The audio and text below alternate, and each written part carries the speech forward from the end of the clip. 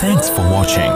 Don't forget to like, comment, share and subscribe to. السلام علیکم ناظرین، آپ دیکھ رہے ہیں قرآنک ایجوکیشن سینٹر۔ میں ہوں آپ کا میزبان محمد فیضان۔ آج ہمارے ساتھ مفتی محمد مزمل صاحب موجود ہیں۔ آج ہم مفتی صاحب سے پوچھیں گے کہ مفتی صاحب ہمیں بتائیں کہ روزہ اقدس پر حضرت محمد صلی اللہ علیہ وسلم کے روزہ مبارک پر حاضری دینے کی کیا اہمیت اور مکہ مدینہ میں حاضری دینے کی کیا اہمیت ہے؟ ہمارے بسم اللہ الرحمن الرحیم۔ السلام علیکم ورحمۃ اللہ۔ وعلیکم السلام۔ اللہم صلی علی سیدنا و مولانا محمد و بارک وسلم۔ اعلیٰ حضرت امام محمد رضا خان فاضل بریلی علیہ رحمہ، آپ کے اس خوبصورت شعر سے میں آج کی گفتگو کا آغاز کرتا ہوں۔ آپ فرماتے ہیں، حاجیو آؤ شہنشاہ کا روزہ دیکھو۔ سبحان۔ حاجیو آؤ شہنشاہ کا روزہ دیکھو، کعبہ تو تم دیکھ چکے، اب کعبے کا کعبہ دیکھو۔ کعبے کا کعبہ، سبحان اللہ۔ تو بڑا اہم سوال آپ نے پوچھا کہ مدینہ پاک میں حاضری کی کیا اہمیت ہے، روزہ اقدس دربار مصطفیٰ میں پیش ہونے کی کیا اہمیت ہے۔ بالکل۔ تو نبی کریم صلی اللہ علیہ وسلم کی قبر انور پر حاضری دینا یہ ایک مومن کے ایمان کا حصہ ہے۔ اب ایک شخص 2.5-3 لاکھ روپیہ لگا کر حج کرنے کے لیے جائے جی، اور حج صرف کعبے میں ہوتا ہے، یہ بات ٹھیک ہے، حج صرف کعبے میں ہے۔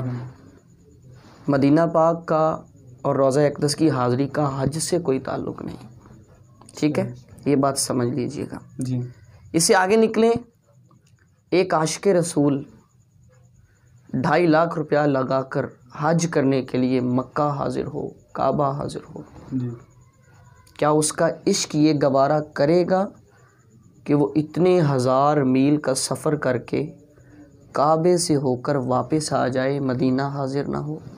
یہ نہیں ہو سکتا۔ اگر وہ کعبے سے حاضر ہو کر واپس اپنے گھر آ جاتا ہے، مدینہ حاضر نہیں ہوتا، تو پھر اسے اپنے ایمان کا جائزہ لینا ہوگا، کیونکہ میرے آقا نے فرمایا ایمان اس وقت تک کامل ہوتا ہی نہیں ہے جب تک میں ہر چیز سے بڑھ کر پیارا نہ ہو جاؤں۔ بالکل۔ اور محبوب کا گھر پاس ہو اور عاشق پڑوسیوں کے گھر سے ہو کر واپس چلا جائے، سمجھ رہے ہیں بات؟ جی بالکل۔ محبوب کا گھر پاس ہو پڑوسیوں کے گھر سے، اور پڑوسیوں کے گھر سے ہو کر واپس چلا جائے۔ اور میرے آقا نے فرمایا کہ ما بین قبری و منبری روضۃ من ریاض الجنہ، فرمایا میرے منبر اور میری قبر کے درمیان جتنا حصہ ہے یہ جنت کے باغوں میں سے ایک باغ ہے۔ سبحان اللہ، سبحان۔ تو جنت کی زیارت کرنے کو کس کا دل نہیں کرتا؟ ہر کسی کا کرتا ہے، ہر کسی کا دل کرتا ہے۔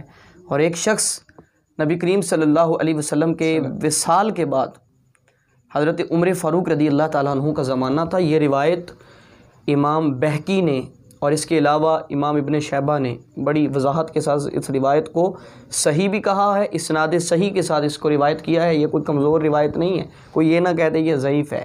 حضرت عمر فاروق رضی اللہ تعالیٰ عنہ کا دور تھا، قحط پڑ گیا مدینہ کے اندر، تو ایک شخص رسول اللہ کے دربار پر حاضر ہوا، آپ کی روضہ انور پر حاضر ہوا اور عرض کی، یا رسول اللہ صلی اللہ علیہ وسلم امت کی سفارش کر دیجئے نا، قحط پڑا ہوا ہے، اللہ سے کہہ دیجئے بارش نازل ہو جائے۔ ابھی یہ باتیں کرتے کرتے وہ شخص ہو جاتا ہے، خواب میں آقا کریم تشریف لے آتے ہیں اور فرماتے ہیں کہ عمر سے جا کے کہو اللہ بارش نازل کر دے گا، عمر سے جا کے کہو اللہ بارش نازل کر دے گا، اور عمر سے یہ بھی کہہ دینا کہ دشمن تمہیں قتل کرنا چاہتے ہیں، ہوشیار ہو جا۔ اب وہ عرابی بیدار ہوتا ہے، فوراً حضرت عمر کے دربار میں پیش ہو کر عرض کرتا ہے کہ اللہ کے نبی نے اس طرح فرمایا ہے۔ حضرت عمر کی آنکھوں سے آنسو جاری ہو جاتے ہیں۔ ارے وہ نبی جو روضہ اقدس میں موجود ہے، عمر ان کے خلیفہ ہیں، وہ ظاہری پردہ کر جانے کے بعد بھی اپنے اس عاشق رسول، اپنے اس امتی کا خیال کس طرح کر رہے ہیں۔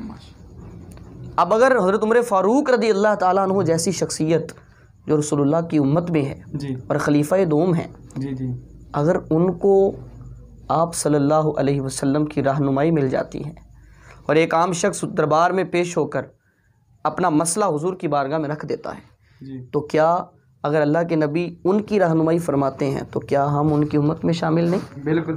جب ہم دربار مصطفیٰ میں پیش ہو کر ان کی بارگاہ میں التجا کریں گے کہ یا رسول اللہ نظر کرم فرمائیں، انظر حالنا، ہمارے حال پہ نظر کریں، اسمع قالنا، ہماری گفتگو کو سماعت فرمائیں، جو آپ سے التجائیں کر رہے ہیں یا رسول اللہ ان کو پورا فرمائیں، اے پیارے آقا نظر رحمت فرمائیں. جب ان کو یہ بات نہیں سمجھ آئی مجھے کہ ایسا کوئی مسئلہ 18ویں صدی سے پہلے اٹھا ہی نہیں ہے. کسی نے آ کر یہ کہہ دیا ہو کہ لو جی مدینہ پاک جانا جائز نہیں، یا مدینہ پاک حج کا حصہ نہیں ہے. ایسی باتیں کرنے کی ضرورت ہی کیا ہے؟